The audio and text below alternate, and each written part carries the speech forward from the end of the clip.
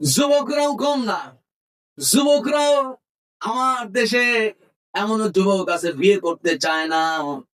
কেউ নিজেই চলতে পারি না, আরেকটা বোঝা টানবো কেন? এই মাইন্ডেড আছে না নাই? এরকম চিন্তা বিয়ে করার যুবক আছে না নাই? সারা জীবন হিজলাই থাকবে, কথা কয় না?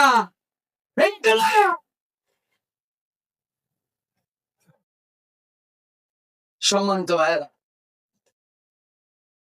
মেয়েদেরকে নিয়ে কিছু কথা দরকার আছে না নাই? মেয়েরা কি ভালো? হাই আল্লাহ, এলাকার মেয়েদের অবস্থা কেমন? পর্দা করে? কিসের পর্দা?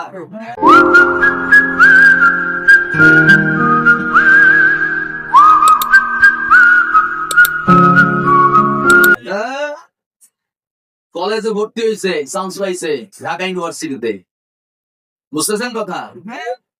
বাড়িতে আসলেই বোরকা হেজাব ছাড়া কিছু বোঝে না, কিন্তু কলেজ ইউনিভার্সিটিতে যখন থাকে, ঢাকা ইউনিভার্সিটিতে কয়টার লগে যে ঘোরাফেরা করে খবর নাই।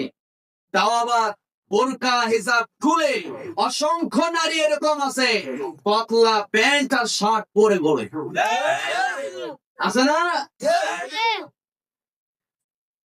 আমার ভাইয়েরা, আমার বন্ধুগণ, সন্তান কোন দিকে যায়, মেয়েটা কোন দিকে যায়, ছেলেটা কোন দিকে যায়, এগুলো সব খবর, এগুলো নজর দেওয়ার জন্য বাপ মার দায়িত্ব আছে না নাই? কম আসতে কবেন না, আসবে না নাই?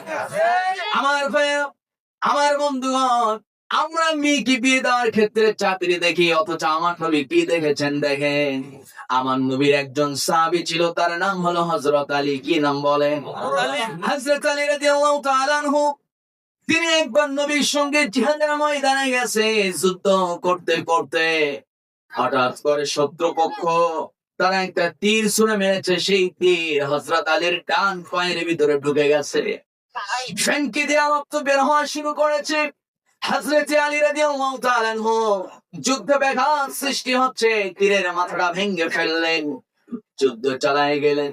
এক পর্যায়ে দেখা গেল মুসলমানদের আল্লাহ বিজয় দান করলেন। যুদ্ধ থেকে ফেরার পর আমার নবীর সাহাবী হযরত আলী আসহাবে সুফফার কামরায় গিয়ে রেস্ট নিলেন। চিকিৎসক ডাকা হল, আহত সাহাবীদের চিকিৎসার ব্যবস্থা শুরু হয়ে গেছে, চিকিৎসা শুরু হয়ে গেছে।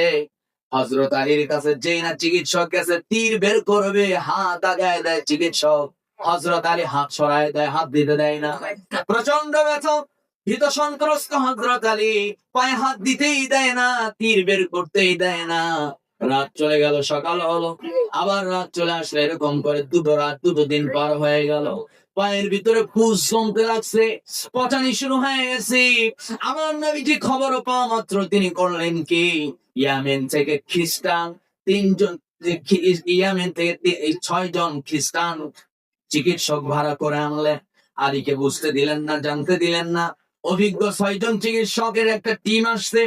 হযরত আলী রাদিয়াল্লাহু তাআলা আনহু তিনি সেই আসহাবে সুফফার কামরায় আছে। আমার নবীজি হযরত আলীকে বলছে, আলী পায়ের কি অবস্থা? ইয়া রাসূলুল্লাহ, ভালো হয় না। তো ভালো হবে কেমনে? তীর তো বের করতে দাও না। আমার নবীজি বলছে, আলী যাই হোক, তুমি 2 রাকাত সালাতুল হাজতের নামাজের দাঁড়ায় যাও, আল্লাহর কাছে সাহায্য চাও। হযরত আলী ওযু বানালেন, নামাজে দাঁড়ায় গেছে। এদিকে যে ইয়ামেন থেকে 6 জন চিকিৎসক আনা হয়েছে, আলীকে নবীজি জানতে দেয় নাই। যেই না আমার নবীর সাহাবী হযরত আলী নামাজে দাঁড়ায় গেছে, এমন মুহূর্তে নবীজি সেই For more updates, subscribe to our channel, click the show links and enjoy watching the videos.